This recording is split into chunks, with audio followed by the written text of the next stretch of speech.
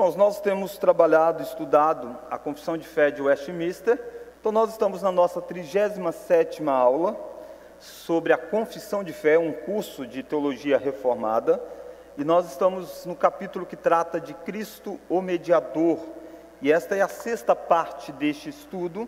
Nós já caminhamos algumas questões envolvidas com este tema. Nós fizemos umas 2 a 3 aulas sobre uma visão panorâmica do texto da Confissão de Fé dentro deste capítulo.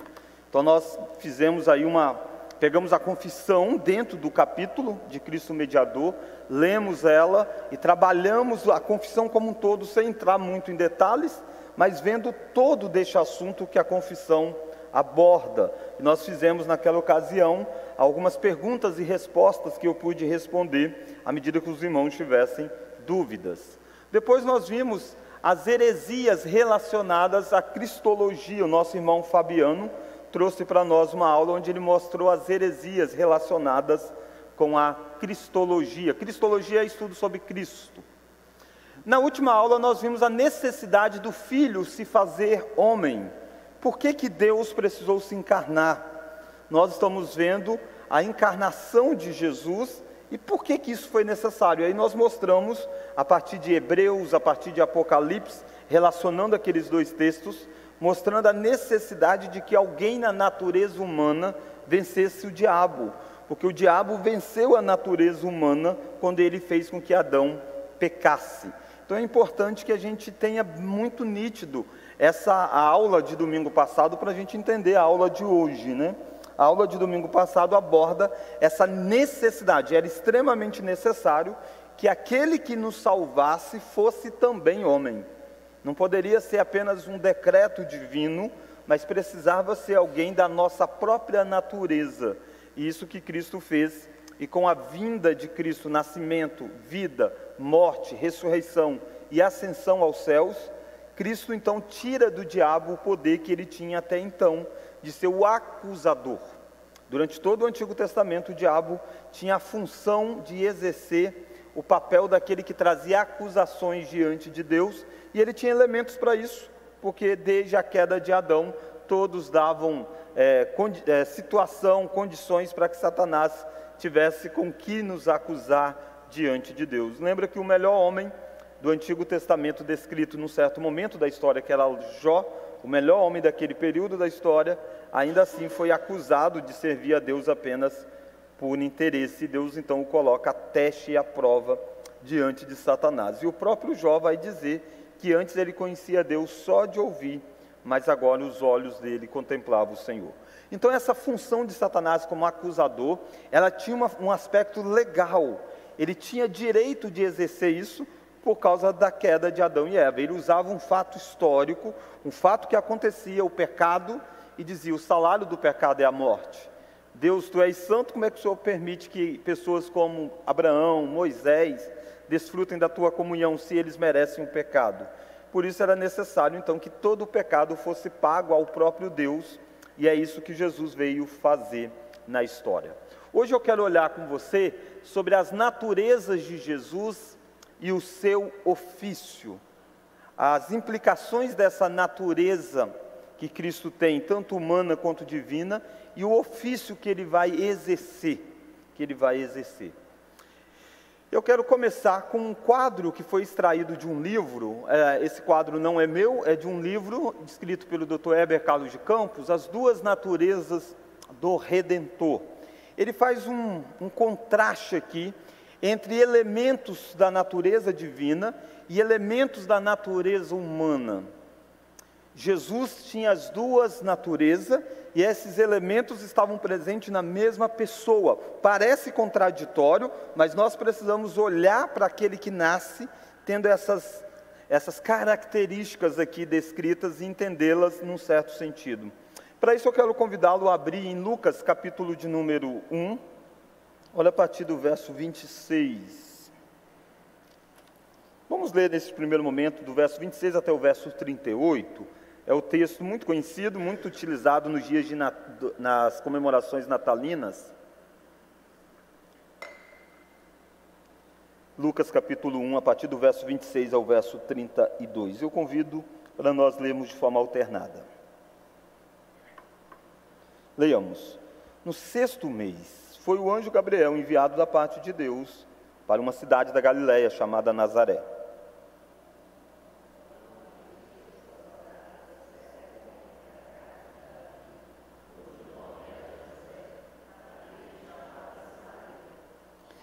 E entrando o anjo, aonde ela estava, disse: Alegra-te, muito favorecida, o Senhor é contigo.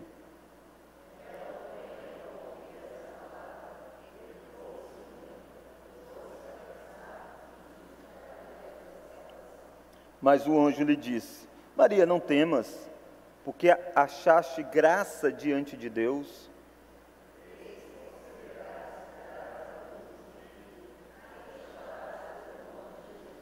Este será grande e será chamado Filho do Altíssimo. Deus, o Senhor, lhe dará o trono de Davi, seu pai.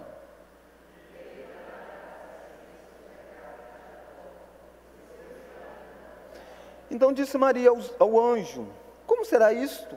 Pois não tenho relação com homem algum.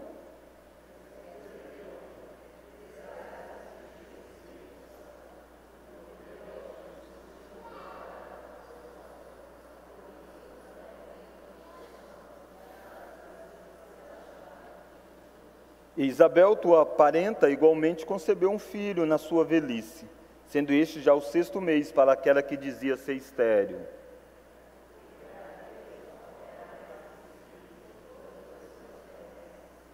Então disse Maria, vamos ler? Aqui está a serva do Senhor, que se cumpra em mim conforme a tua palavra. E o anjo se ausentou dela. Irmãos, este é o relato do anúncio do nascimento de Cristo. Nós vimos que Deus existe em 3 pessoas, Pai, Filho e Espírito Santo. Isto é a Trindade. E as 3 pessoas da Trindade são eternas, todas elas sempre existiram. Não houve um tempo em que não existia o Pai, ou não existia o Filho, ou não existia o Espírito Santo. Mas houve um tempo na história que o Filho, a segunda pessoa da Trindade, vai assumir uma natureza humana, vai se tornar verdadeiramente homem. Isto acontece no nascimento de Jesus Cristo. Tecnicamente falando, às vezes a gente usa a palavra e não há em si problema de usar a palavra, mas desde que a gente entenda conceito. Tecnicamente falando, Jesus, ele veio à existência quando ele nasce em Maria. Mas o Filho de Deus sempre existiu. Jesus é o nome dado para aquele que tem 2 naturezas, a natureza divina e a natureza humana. Natureza divina e natureza humana. Por isso que no Antigo Testamento você não vê o nome Jesus, embora você veja o anjo do Senhor aparecendo, o mensageiro do Senhor, você vê Deus aparecendo. É a segunda pessoa da Trindade, mas ainda não chamado de Jesus, porque Jesus requer uma natureza humana. Jesus é o nome dado a uma criança que nasceu de Maria, que era Deus e era homem. Então, esse texto aqui está trazendo para nós esse momento de anúncio de que a segunda pessoa da Trindade iria entrar no ventre de Maria, e através da ação do Espírito Santo, gerado de Maria, nós teríamos então uma natureza humana, agora com a natureza divina, em uma só pessoa, na pessoa de Jesus Cristo. Esta pessoa então que iria nascer, é uma pessoa ímpar na história. Não existe nenhuma pessoa como ele, porque não existe nenhuma pessoa que tenha as 2 naturezas. Nem o Espírito Santo e nem o Pai é como Jesus nesse sentido. O Pai e o Espírito Santo têm qual das naturezas? Divina. Só a natureza divina. O Filho só tinha a natureza divina também. Até que aproximadamente 2000 anos atrás, o Filho se encarna e assume para si a natureza humana. E desde então, ele passa a ter para todo sempre 2 naturezas numa só pessoa.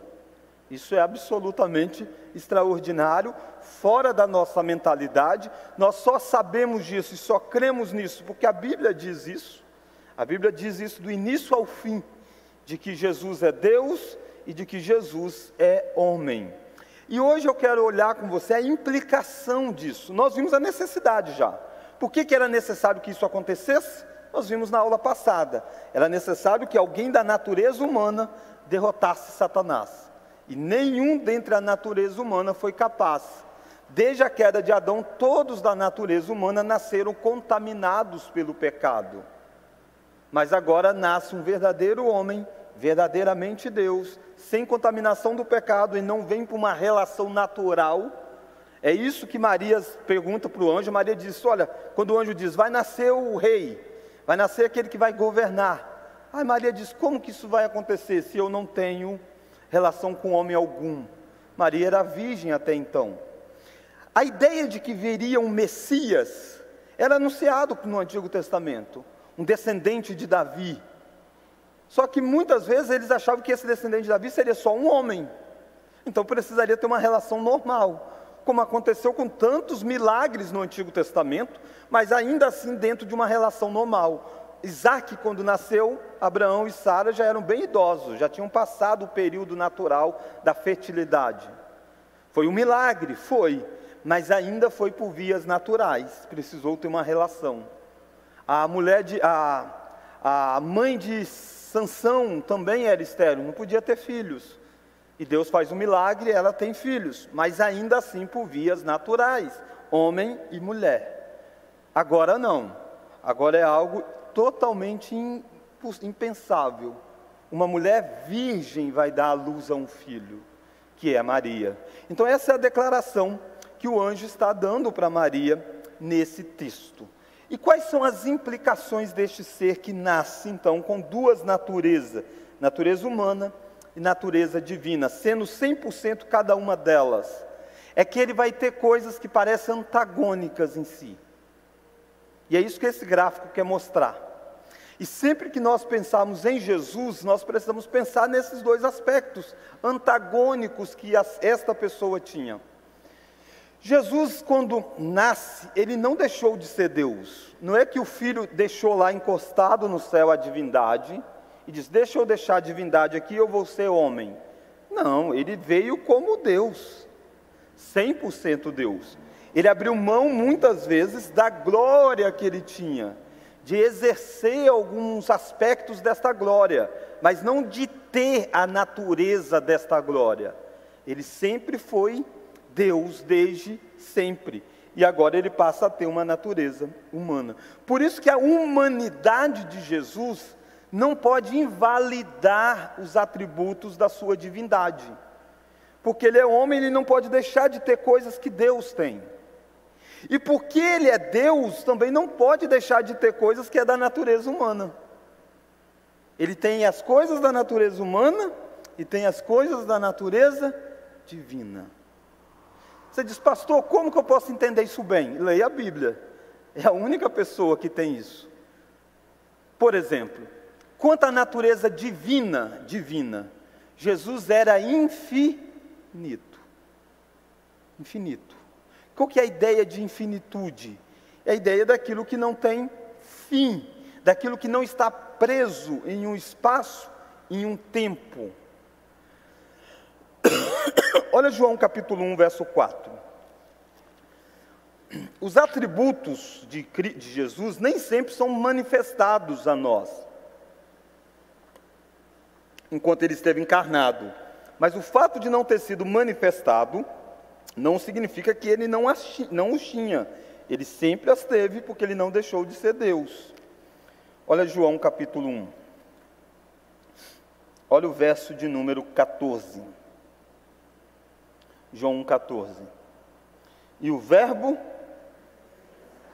Então o verbo, quem é o verbo? Quem é o verbo? Jesus. Mas antes dele se chamar Jesus, ele era quem? Deus, a segunda pessoa da Trindade, o Filho. O Filho. O verbo se fez carne. Continuemos. E habitou entre nós, cheio. Olha o que João vai dizer, e vimos glória, unigênito do Pai. E João diz, nós vimos a sua glória. E a glória que nós vimos é a glória do unigênito do Pai, do único Filho igual ao Pai. Ele está dizendo, nós vimos a glória da segunda pessoa, do Filho de Deus. Não apenas vimos o físico dele, mas nós vimos a glória dele. Jesus encarnado, ainda assim manifestou a sua glória. Hebreus capítulo 1, verso 3. Vamos agora? Ele aqui é o Filho de Deus. Eu vou voltar um pouquinho só para a gente entender que é o Filho de Deus. Havendo Deus outrora falado muitas vezes, de muitas maneiras aos pais pelos profetas, nesses últimos dias nos falou pelo Filho, a quem constituiu o herdeiro de todas as coisas, pelo qual também fez o universo. Perceba que quem fez o universo foi o Filho. O Pai planejou, mas o Filho foi quem executou a criação do universo.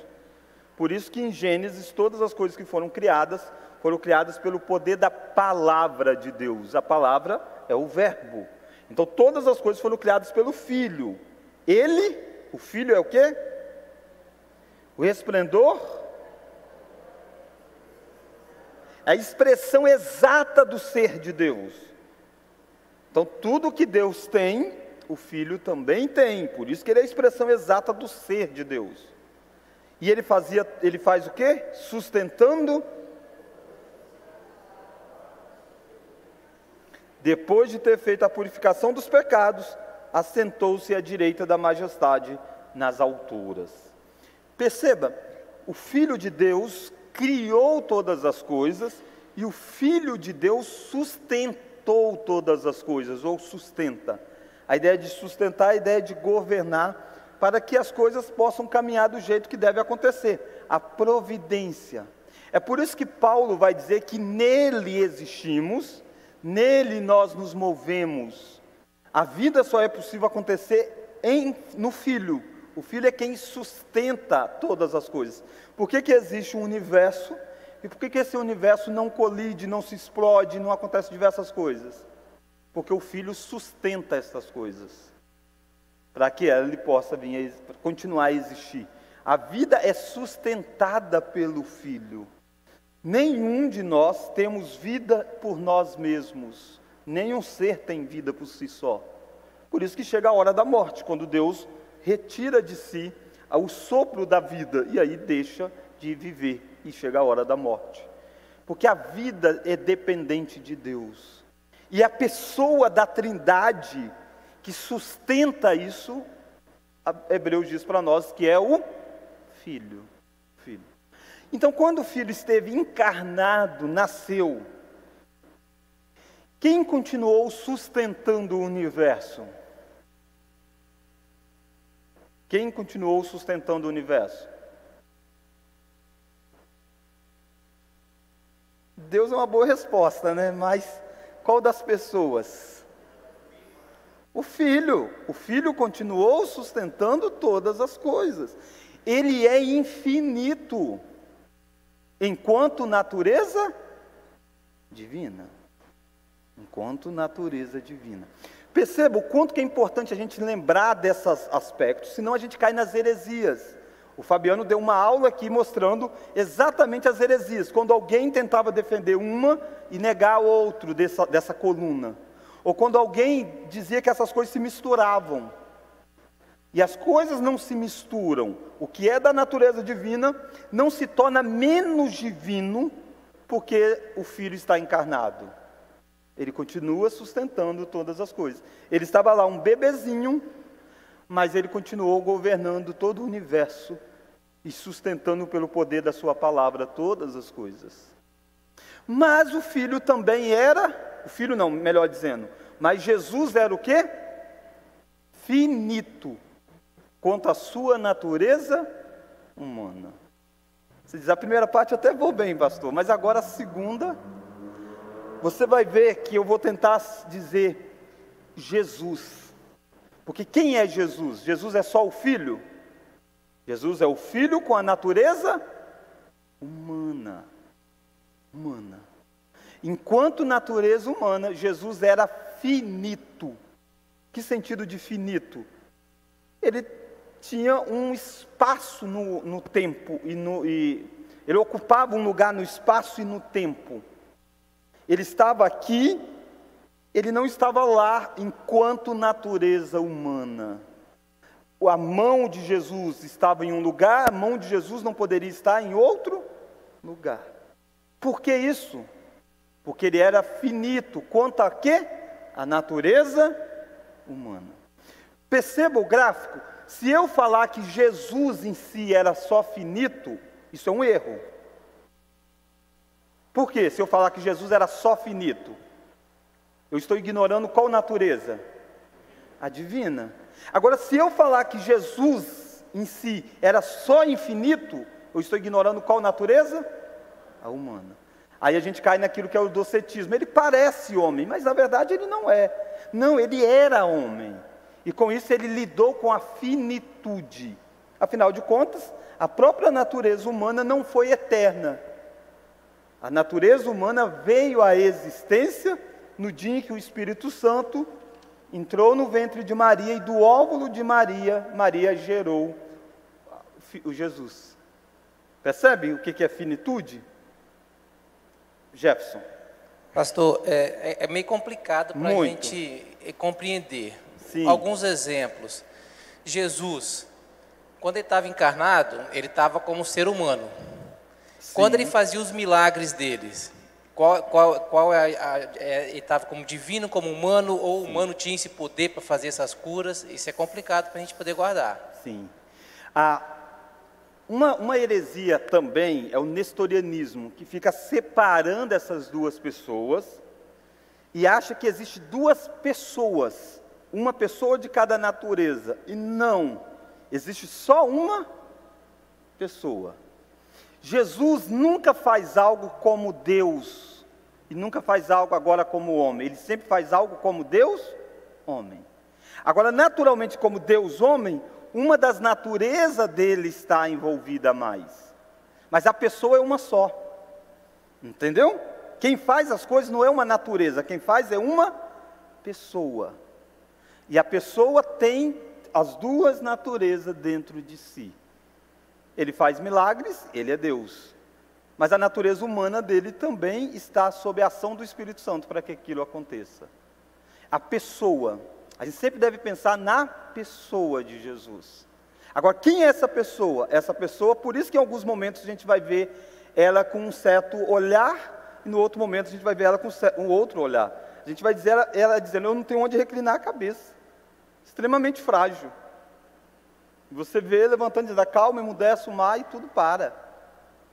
Por isso que os discípulos dizem, quem é este? Que até o vento e o mar lhe obedecem. Percebe?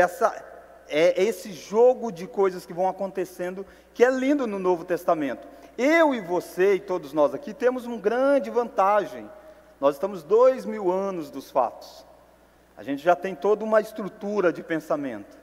Isso para os discípulos é fenomenal. Por isso que a pergunta é, quem é ele? Quem é ele? Quem é ele? E alguns você diz, então ele é Deus. E de repente eles pegam ele e jogam uma cruz, jogam um cravo, e o cravo é capaz de sangrá-lo. Ele é crucificado. Percebe? Deus nunca vai sangrar. Mas a pessoa Jesus realmente sangrou. Porque a pessoa Jesus realmente era homem. Mas realmente era Deus. Então, por isso que eu tentei colocar esse quadro, para que a gente possa olhar sempre dentro desses dois aspectos, para esta pessoa de Jesus. Ok, Jefferson? Eu não vou olhar todos os atributos. Espero que dê para a gente entender o todo, né, dessa história. Mas olha, por exemplo, a ideia de independente e dependente.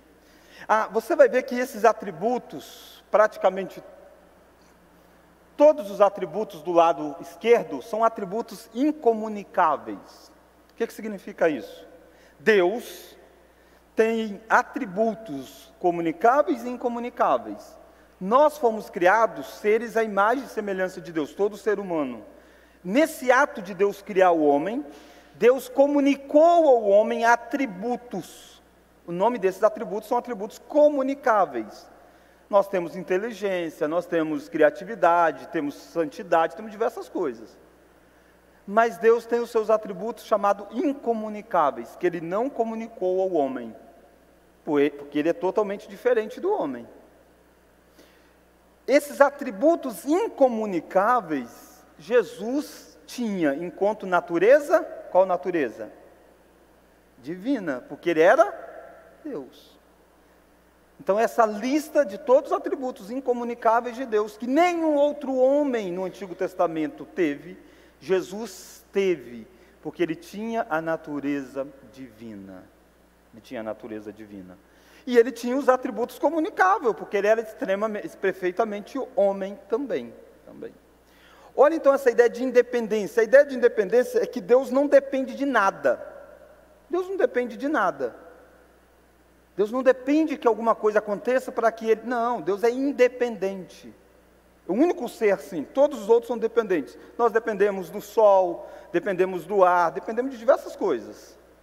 Dependemos de Deus para viver. Deus não depende de ninguém. Ele é independente. Jesus também era independente por ser Deus. Olha João capítulo 5, verso 26. Olha João 5, verso 26.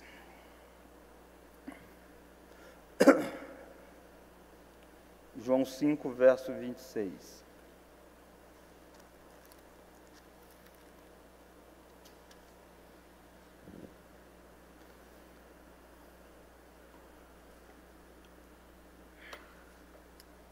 João 5, verso 26. Vamos ler? João 5, verso 26. Porque assim...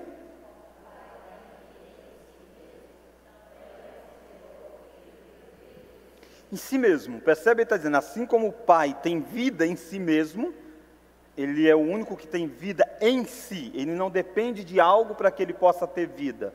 Ele diz, o Pai também concedeu isso ao Filho. O Filho também tem vida em si mesmo. Em si mesmo. Isso é independência. João 14, verso 6. Vamos ler? Respondeu-lhe Jesus: eu sou o caminho, a verdade e a vida. Ele é a vida, não é que Ele tem a vida. Ele é a vida. Isso é independência. Ninguém pode dizer eu sou a vida, a não ser Deus. Jesus é Deus, Jesus poderia ter dito tranquilamente isso. Mas olha Jesus sendo totalmente dependente. Poderia aqui listar várias coisas, né? Uma delas, ele dependeu dos seus pais quando bebê. Recém-nascido, você acha que quando Jesus, recém-nascido, como é que ele fazia para viver? Dependia dos pais. Como qualquer outro bebê. Jesus não flutuava, Jesus não trocava suas próprias fraldas. Não. Jesus foi realmente homem. Segundo a sua natureza humana, ele foi dependente. Ele precisava comer, ele precisava beber. Se Jesus ficasse sem comer a vida toda, o que aconteceria com ele? Morreria. Por que morreria? A natureza humana precisa comer. A natureza humana precisa beber. Isso não é por causa do pecado, isso é por causa da natureza humana. Adão foi feito por Deus no jardim do Éden. O que Adão fazia? Comia. Antes de ter pecado, ele precisava comer. Quem não precisa comer é Deus. Jesus precisava dormir. Por isso que tinha dia que ele estava exausto, o texto diz, cansado, dormiu na proa do barco. Sim, ele é 100% homem. E como homem estava dormindo, estava exausto, estava cansado. Isso mostra a sua dependência de fatores externos. Olha Atos capítulo 4. E aqui a gente esbarra um pouco na pergunta do Jefferson.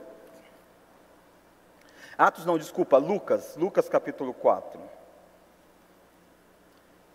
E eu espero, talvez se não der tempo hoje, na próxima aula, desenvolver melhor como que Jesus dependeu do Espírito Santo. Mas hoje eu quero mostrar apenas, nesse primeiro momento, essa dependência. Olha, Lucas capítulo 4. Eu vou contextualizá-lo. Jesus vai a um lugar chamado Nazaré, ele entra numa sinagoga, ele pega o livro do profeta Isaías, e ele abre o livro do profeta Isaías, nesta parte que ele vai ler. Olha o verso 18. Vamos ler? O Espírito, pelo que me ungiu para, enviou-me para proclamar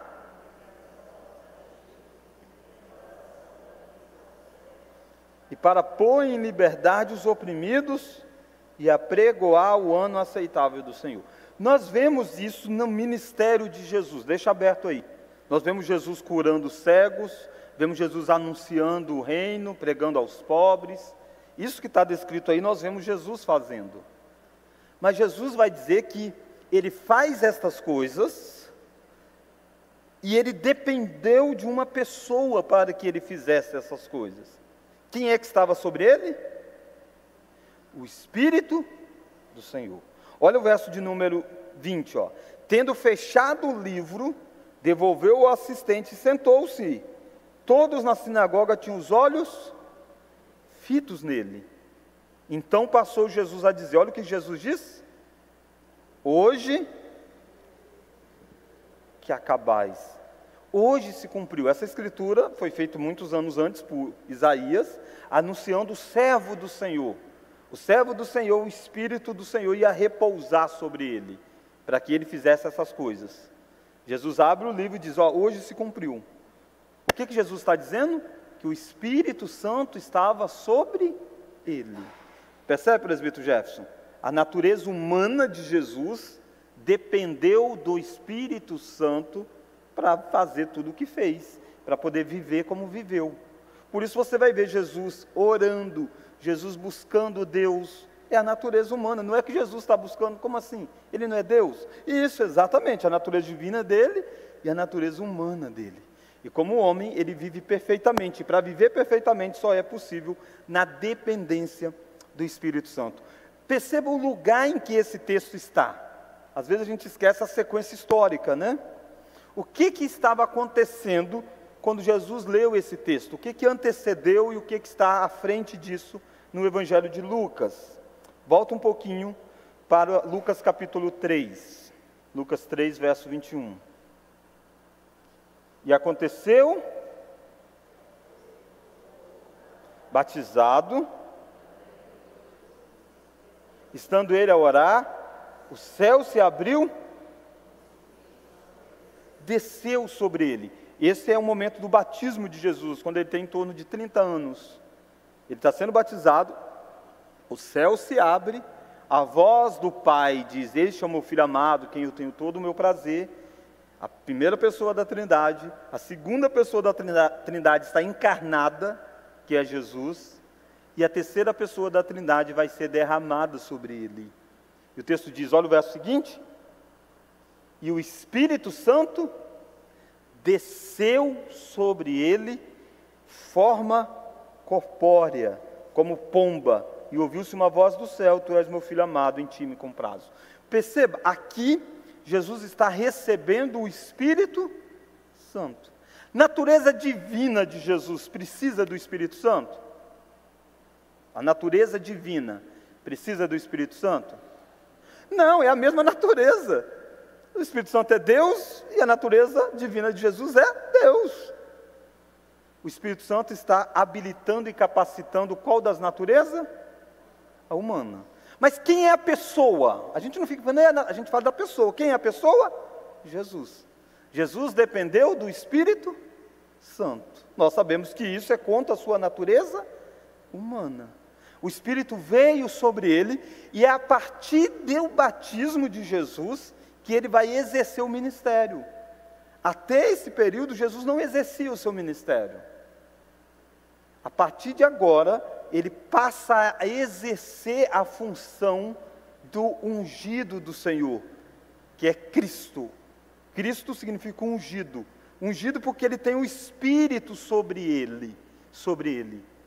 Olha Atos capítulo 10. Ah não, deixa aqui ainda Lucas. Aí olha o capítulo 4 de Lucas ainda.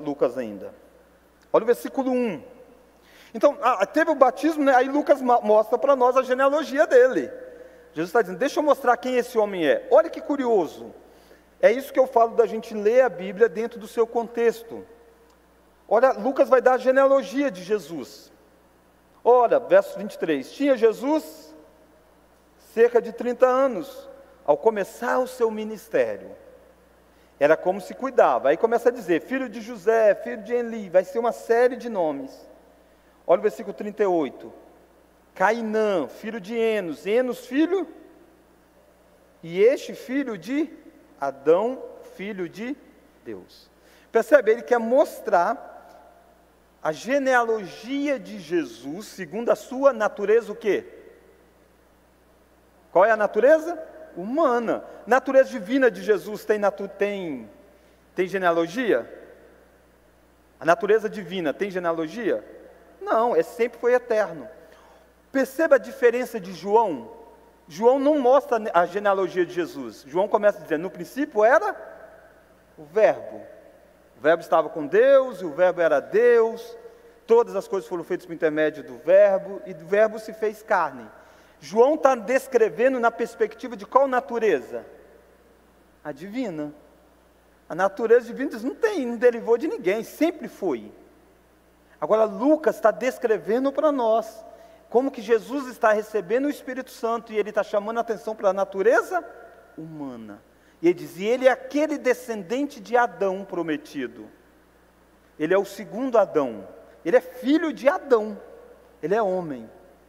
Ele é homem. Por isso, ele precisa ser revestido pelo Espírito Santo para exercer o ministério. Foi assim que começou o ministério dele, com o Espírito Santo sendo derramado sobre ele. Não é que assim começou a existência dele, não. Ele nasceu já com a obra do Espírito Santo no ventre de Maria, mas agora ele vai começar a exercer o seu ofício. Olha Lucas capítulo 4.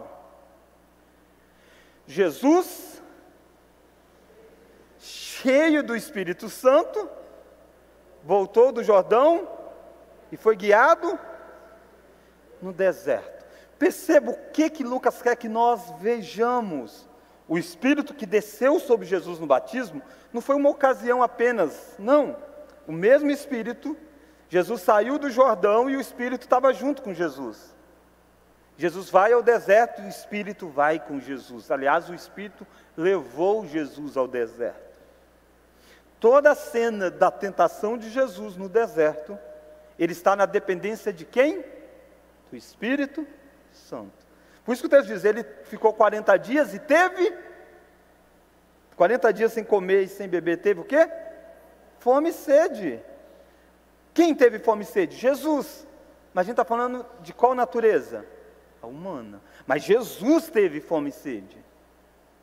Mas ele tem o Espírito Santo, e ele está dependendo do Espírito Santo. Quando ele parece mais frágil, Satanás vai tentá-lo, mas ele está forte, porque ele está cheio do Espírito Santo. E como verdadeiro homem, venceu o diabo. Olha o versículo 14, depois que ele vence então a tentação, olha o verso 14. Então Jesus, no poder do Espírito, regressou para a Galileia e ensinava na sinagoga, sendo glorificado por todos. Indo em Nazaré, percebe? Ele voltou do deserto cheio do Espírito, continuou o Espírito. E aí ele passou a ser conhecido. O ministério dele se torna público. E pessoas que o viram dizem, como que ele não é o filho de José, esse que está aí ensinando com tanta autoridade? Ele está habilitado pelo Espírito para exercer o ofício dele. Qual que é o ofício dele? De rei, profeta e sacerdote. Rei, profeta e sacerdote. É os três ofícios que existiam no Antigo Testamento. Está todos eles canalizados em Jesus. Para exercer os três, cada um desses ofícios no Antigo Testamento, precisava do Espírito Santo. Sem o Espírito Santo, não existia um profeta, não existia um rei e não existiria o sacerdote no seu ofício. Era o Espírito quem capacitava. Mas o Espírito vinha sobre alguns apenas para capacitar. Então alguns eram profeta, outros eram sacerdote, outros reis, e a maioria não era nada. Era o povo que desfrutava dessas coisas. Em Jesus vem o Espírito na sua plenitude, na natureza humana dele está habilitada, como homem ungido para ser rei, profeta e sacerdote. Como Deus, tranquilo, sempre foi Deus, mas Deus não precisa ser sacerdote. Sacerdote precisa ser homem, então precisa da natureza humana. Josi pediu a palavra? Pastor, eu posso dizer então que Jesus, já que não fez nada, uma natureza separada da outra, né? Sim. Que Deus sentiu todas as limitações do homem. Nós podemos dizer que Jesus sentiu todas as limitações do homem. Sempre é bom a gente dar o nome, porque Jesus é Deus. Porque Deus é um nome mais amplo. Deus é quem? Pai, Filho ou Espírito Santo? A pessoa do Filho sentiu todas as coisas. E a Bíblia vai dizer isso, ele sabe o que é ser tentado, porque ele foi tentado. Ele sabe o que é sofrer, porque ele sofreu. Essa é uma forma até da gente consolar uns aos outros. A gente tem mania de dizer, ninguém sabe o que eu estou passando. Não, o seu sacerdote, que é Jesus, sabe. Ele foi traído, ele foi negado, ele sofreu abandono. Tudo que você sofreu, ele sofreu. E muito mais. Muito mais. Não é à toa que ele é chamado do homens de dores. Nós sabemos qual das naturezas de Jesus. Nós sabemos que é a natureza humana de Jesus. Humana. Mas é a pessoa de Jesus. As naturezas, Josi e os demais irmãos, elas não se misturam. Quando as naturezas se misturam, é uma heresia. A natureza divina de Jesus nunca vai ter nada disso aqui, ó. Isso aqui não pode vir para cá. E nem isso aqui, a natureza, vir para cá. O nome disso foi eutiquianismo, uma heresia, da mistura das naturezas. As duas naturezas são separadas, mas unidas na pessoa, como se aqui fosse a pessoa de Cristo. E essa pessoa tem essa natureza e tem essa natureza. É extraordinário. Isso é o seu Redentor, o seu Salvador. Um pouquinho, né, dele, né? A gente não conhece tudo. Um pouquinho dele é isso. Por isso que os discípulos, em alguns momentos, disseram, Natanael disse, Senhor Deus meu. Quando Jesus mostrou que conhecia o coração de Natanael, ele ficou abismado. Por isso que Tomé, depois de manifestar sua incredulidade, quando Jesus diz, toca aqui, ó, encosta. Aí Tomé se prostra e diz, Deus meu, ele está dizendo, não é um homem, não é um profeta, não é alguém, é Deus, só pode ser Deus. Então isso é lindo de ser compreendido, embora a nossa mente é finita, e a gente não entende tudo, mas a gente não pode negar. Se nós negarmos a natureza humana de Jesus, eu e você continuamos condenados. Se nós negarmos a natureza divina de Jesus, eu e você continuamos condenados. O nosso Salvador precisa ter as duas naturezas. Se fosse só um homem morrendo pela humanidade, não tem valor. Um homem pode morrer no máximo por um outro homem. Como que um morre e tem poder para perdoar pecados de tantos? Porque o valor dessa morte é infinita. Porque é a morte do próprio Deus encarnado. Então é lindo essas coisas, né? Lindo essas coisas. Mas se fosse só Deus, ele nunca poderia sofrer a morte por nós, né? Por nós. Tranquilo quanto a essa sequência de dependência? Então você viu o Espírito Santo pousando sobre Jesus, você viu o Espírito Santo levando Jesus ao deserto, você viu Jesus voltando cheio do Espírito Santo. Jesus vai então na sinagoga, que ele é tão conhecido, ele lê a profecia e diz, olha, isso se cumpriu, o Espírito está sobre mim. Olha o versículo de número 22, Lucas 4, 22. Todos...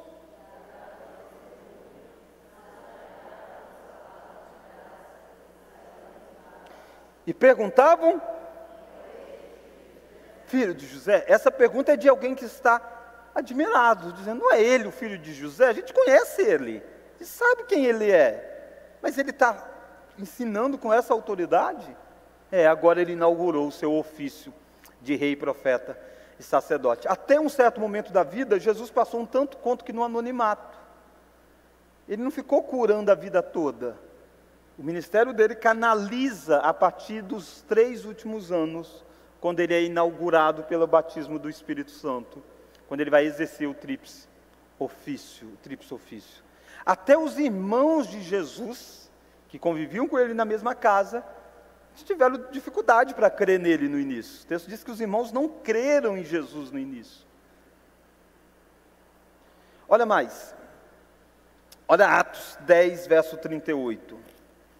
Entender estas coisas bem faz com que você consiga entender e dialogar e confrontar pensamentos heréticos, como o pensamento dos testemunhos de Jeová, por exemplo. Os testemunhos de Jeová pegam textos soltos e querem dizer que Jesus não é Deus, porque eles estão pegando texto que está falando da natureza humana de Jesus. E aí eles dizem que isso aqui, Deus é... Não, calma aí, tem a natureza divina.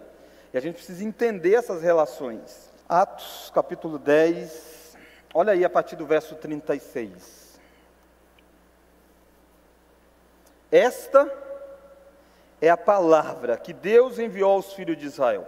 Então Pedro está pregando, tá? Está anunciando as coisas. Aí ele vai contar sobre Jesus. Esta é a palavra que Deus enviou aos filhos de Israel, anunciando-lhes o evangelho da paz por meio de Jesus Cristo. Este é o Senhor de todos. Vós conheceis a palavra que se divulgou por toda a Judéia, tendo começado desde a Galileia, depois do batismo que João pregou. Ele diz, vocês conhecem a história, depois do batismo que João pregou. Teve o batismo como marco inaugural. Olha o verso 38, como Deus, a Jesus de Nazaré, o qual andou por toda parte,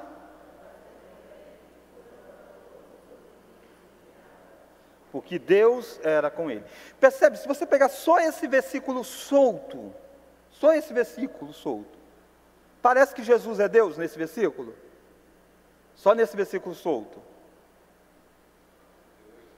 Só esse versículo solto. Não, só o versículo solto. Como Deus ungiu a Jesus de Nazaré. Então ele está dizendo de 2 pessoas, Deus e Jesus de Nazaré. Deus ungiu Jesus de Nazaré com o Espírito Santo e com poder, o qual andou por toda parte, fazendo o bem, curando a todos, oprimidos do diabo, porque Deus era com ele. Suponhamos que você pegue só um milagre de Jesus e diz, Jesus era Deus, porque olha o que Jesus fez. Jesus multiplicou os pães. Um testemunho de Jeová pega esse versículo e diz para você, não, Deus ungiu Jesus para que Jesus fizesse isso. Deus estava com ele, e é isso que o texto está dizendo, não é isso? É isso mesmo. Mas o texto está dizendo, agora que você tem uma visão mais ampla das coisas, você consegue entender isso. Deus ungiu qual das naturezas? A humana. A natureza humana de Jesus foi de fato ungida. Percebe, Jefferson? Quando Jesus está curando e fazendo diversas coisas, ele é Deus, mas ele é o profeta e o rei e o sacerdote enquanto homem. E esses 3 ofícios ele está ungido para fazer essas coisas. Tanto é assim, alguém mais deu pão na terra sem ser Jesus? Sim ou não? Antes, alguém deu pão para as pessoas sem ser Jesus? Sim, Moisés. Entende? Diversos milagres que Jesus fez, outros homens do Antigo Testamento fizeram, na dependência do Espírito Santo. Agora, em Jesus, há a canalização de todos os milagres. Aquilo que um fazia uma coisa ou outra, Jesus faz tudo e faz tudo na maior intensidade, porque ele é homem ungido pelo Espírito, mas ele é Deus, E essas coisas ficam muito claras também nos milagres que Jesus faz. Tranquilo? O microfone para o presbítero Farley. Ou vocês estão entendendo tudo, e aí não tem dúvida, ou não estão entendendo nada, aí também não tem dúvida. Porque das 2 coisas a gente não tem pergunta para fazer, né? Não é sobre a natureza humana, né? Sim. É por isso que quando lá, acho que diz que nasceu Jesus, né? Sim. Depois veio o Cristo, que é um ungido, né? Isso. A partir... Pode continuar, fala. Acho que acabou aqui. Não, tá voltou. Quando ele recebeu o Espírito Santo, foi na natureza humana, realmente, para realizar a glória, não é isso? Isso, para exercer o ofício de rei, profeta e sacerdote. Não, lembra de Davi? Davi ia ser ungido rei. Davi ia se tornar rei de Israel. Mas o que aconteceu antes? Alguém foi lá e ungiu ele. E aí ele se tornou rei em Israel. Lembra de Saul? Saul foi rei. De repente Deus retirou a unção de Saul. A hora de ungir um novo. Esses reis, esses profetas, esses sacerdotes, são sombras, são coisas pequenas para apontar lá para frente. Jesus é esse que tem plenitude do Espírito, ele está totalmente ungido. No Antigo Testamento ninguém deveria exercer sacerdote, profeta e rei. Aliás, o rei deveria vir de uma tribo. Qual que é a tribo em Israel? De Judá. O sacerdote deveria vir de qual tribo? De Levi. Por que isso? Não haveria essa junção. Em Cristo, ele tem o tríplice ofício, ele é os três, o rei, o profeta e o sacerdote. Eu vou desenvolver melhor isso na próxima aula nossa, o que significa ser cada um deles. Mas hoje eu quero que a gente entenda o quadro todo dessa natureza humana e a natureza divina. E é isso que a gente precisa entender para a gente caminhar. Quando Jesus diz assim, olha, eu vim para expulsar Satanás, para que é chegado o reino. No Antigo Testamento Deus não era rei, não? Óbvio que era. Mas em que sentido que precisou que Jesus ganhar para si um reino? É a partir dessa perspectiva de um homem se tornando verdadeiramente rei e derrotando aquele que tinha chaves, que era Satanás. Pastor, presbítero fala. Ainda uma dúvida lá, eu queria voltar lá no finito e infinito, Sim. né? Sim. Sei que passou bastante tempo, mas só para a morte de Jesus Cristo foi em relação à natureza humana ou também divina? A morte foi de Jesus. A gente sempre tem que dar esse passo. Eu sei que a pergunta já sabe disso, mas eu sempre dou esse passo para a gente não ficar separando demais. Mas claro, qual a natureza que morre? A humana. A natureza divina é imortal.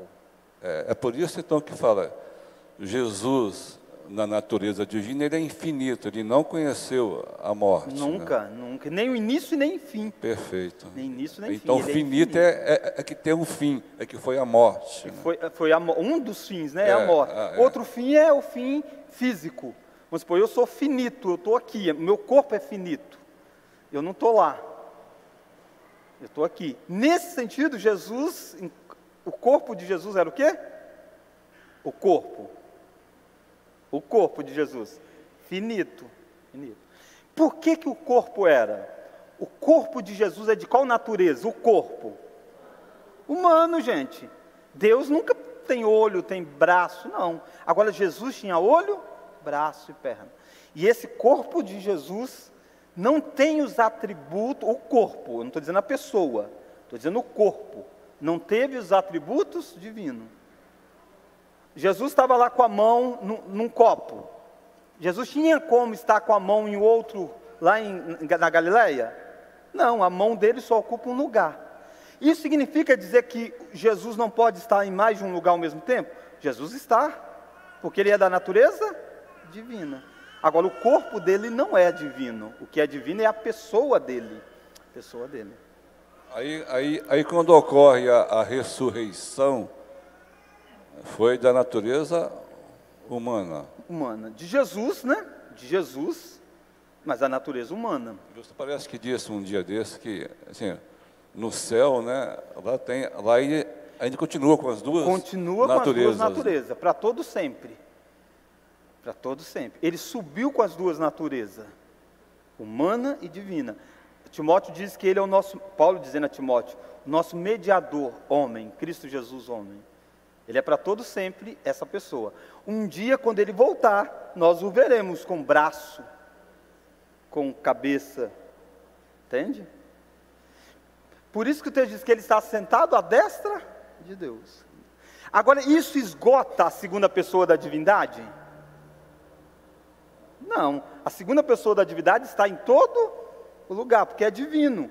Mesmo encarnado, a segunda pessoa estava em todo o lugar, porque é Deus, a natureza divina estava em todos os lugares.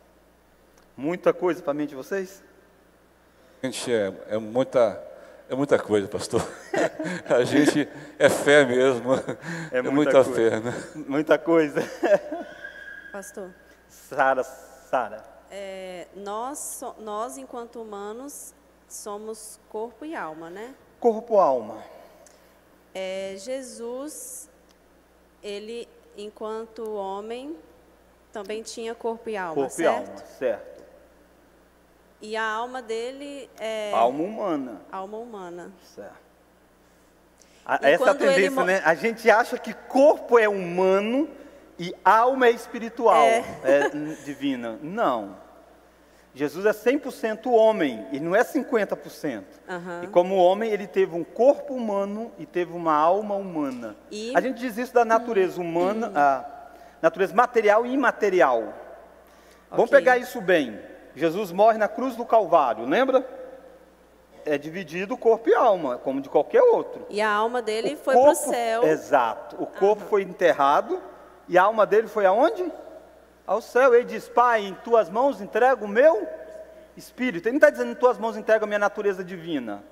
Não, a natureza divina dele esteve o tempo todo. A natureza divina dele não morreu. Então, nas tuas mãos entrego o meu espírito. Entrego o meu espírito. Ele diz para o ladrão na cruz: hoje mesmo estarás comigo no paraíso. 3 dias depois, aquela alma que estava no céu vem e ressuscita no corpo.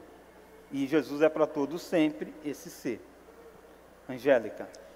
Pastor, aqui em Filipenses, quando Paulo fala que Jesus se humilhou, se esvaziou. Esvaziou, assumindo a forma de servo, tornando-se Exatamente. semelhante. Como é que Isso se aí. deu isso? Oi?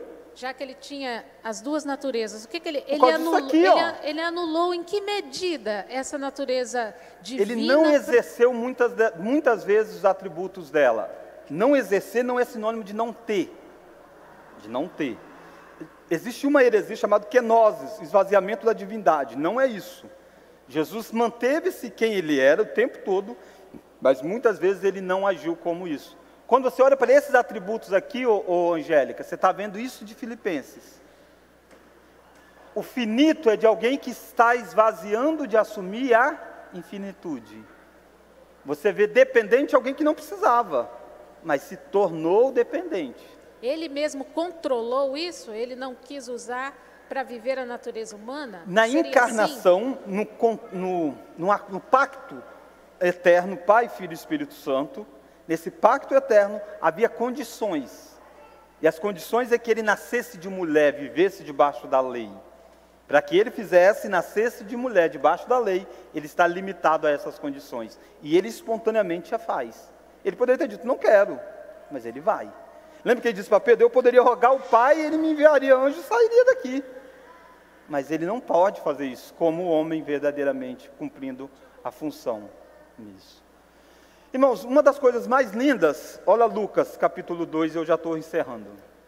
Eu ainda tenho alguns minutinhos, 2 minutinhos. Eu acho que eu vou querer os 10 e 20, Andrés. Brincadeira. Olha Lucas capítulo 2, enquanto as nossas crianças chegam. Que é um exemplo disso, irmãos. Olha Lucas capítulo 2. Lucas 2, 52. Vamos ler? E em sabedoria, estatura e graça diante de Deus e dos homens. Perceba a imutável e imutável, por exemplo, conhecimento ilimitado, conhecimento limitado. Essas coisas todas estão nesse versículo. O texto está dizendo que Jesus crescia diante de Deus. Deus cresce em sabedoria? Deus. Não, Deus é todo sábio. Se Deus for amanhã mais sábio do que era hoje, não faz sentido. Deus não aprende coisas novas. Jesus encarnado aprendeu coisas novas. Ele crescia em sabedoria. Com 3 meses de vida ele não falava. Ele aprendeu a falar. Ele caiu andando, né? Foi criança. Foi criança. Ele cresceu em graça, estatura. Quando ele está dizendo isso, ele está dizendo da divindade de Jesus? Não, irmãos, a divindade de Jesus não cresce. Jesus sempre foi Deus. Ele está falando da natureza humana de Jesus. E a beleza é essa. Esse é um dos... Percebe, Angélica? Isso é fantástico, irmãos. Deus a fazer isso. Ele assumiu uma natureza humana e realmente, como homem, passar por todas as etapas. Você que tem talvez um ou outro benefício de vida ou alguma coisa assim, é difícil quando você tem que viver um pouquinho abaixo daquilo que você tem direito de ter? É ou não é? É, e a gente está falando de coisinha pequena, né, que a gente não tem direito a nada. Mas a gente gosta de dizer, não, eu tenho uma condição de estar numa situação melhor. Esse é o milagre. Aquele que criou todas as coisas depende de um leite materno. Aquele que criou todas as coisas aprende a falar. Aquele que criou todas as coisas diz, eu tenho sede. Esse é o milagre da encarnação. Oi? Esvaziar isso aí, isso aí. Assumir essa forma, né? Forma de servo. Irmãos, eu quero só terminar, dizer da pergunta que Jesus disse. Jesus disse assim, quem dizeis o povo, seu filho do homem? Aí um disse uma coisa, outro disse outra. Atenção aqui um minutinho, irmãos. Deixa lá, que é criança. É filho da Josi, está aprendendo a tocar teclado. Preste atenção aqui para mim fechar. Você que veio aqui hoje, dia dos pais. Jesus disse assim, quem dizeis o povo, seu filho do homem? Aí um diz Elias, outro João Batista. Ele disse, e vós, quem dizeis que eu sou? Percebe, essa pergunta de Jesus, ela é definitiva para a nossa salvação. Isso não é uma questão especulativa, não é apenas uma aula sobre alguma coisa. É a aula sobre uma pessoa que, se você crê nela, salva você. E é uma aula sobre uma pessoa que, se você não crê nela, condena você. Por isso Jesus diz, quem dizeis que eu sou? E aí Pedro vai dizer, tu és o Cristo, o Filho de Deus vivo. E aí Jesus diz, bem-aventurado é Simão Bajonas. Então que eu e você possamos saber que tudo isso não é uma questões cognitivas apenas, é coisas que transformam vidas. Era necessário que o nosso Salvador fosse dessa forma. Vamos orar? Deus, obrigado porque a pessoa do Teu Filho é maravilhosa. Nós apenas arranhamos algumas coisas do nosso Salvador. Obrigado porque a definição de vida eterna é conhecer o Senhor. Nós passaremos a eternidade toda conhecendo quem o Senhor é. Quem é o Pai, quem é o Filho e quem é o Espírito Santo. Como que essas três pessoas maravilhosas, num relacionamento perfeito, manifestou a glória em nos salvar. Por isso desperta as nossas vidas a responder com perfeição a esse chamado tão glorioso que o Senhor fez à igreja. Agradecemos, ó Deus, neste dia dos pais, e agradecemos por Jesus, que foi filho, e como filho honrou perfeitamente os pais, não apenas os pais terrenos, mas enquanto segunda pessoa da Trindade, foi o Filho perfeito que se encarnou, para que a glória do Pai raiasse. Por isso nos ensine também a refletir a glória do Teu Filho, para que nós possamos ser parecidos com Ele e com o Pai. Oramos em nome de Jesus. Amém.